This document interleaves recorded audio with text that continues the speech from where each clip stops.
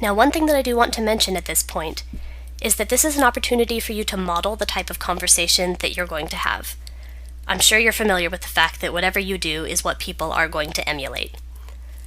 If you record a text comment here, it almost guarantees that all of your students are going to use text. Nobody wants to be that first person to step outside the comfort zone and use their voice or use the webcam, especially if you didn't do it.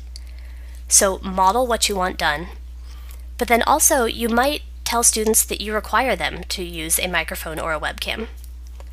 And the reason I say that is that there was a recent study done by Michelle, actually, the woman who created the first VoiceThread that we saw. She does a lot of teaching with VoiceThread in online classes. And she ran a real quick study that was very interesting. The first VoiceThread that she did in the class, she allowed her students to record any type of comment they like. And as you might guess, about 75% decided that they wanted to use text commenting, and only 25% used their voice or the webcam, even though that's what she did. She always comments using her webcam.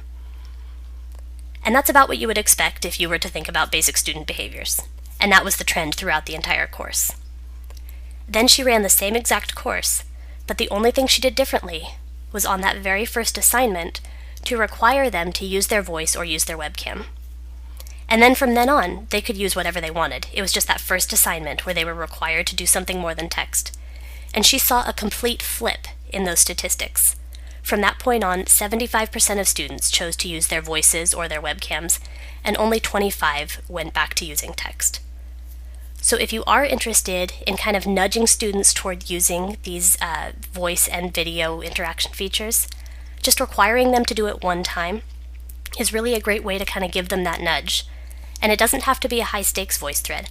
It could be as simple as introduce yourself and tell me why you're taking this class. But by getting them out there and getting them used to using the tools and using their voices, it's a great way to kick off that tone for your entire course.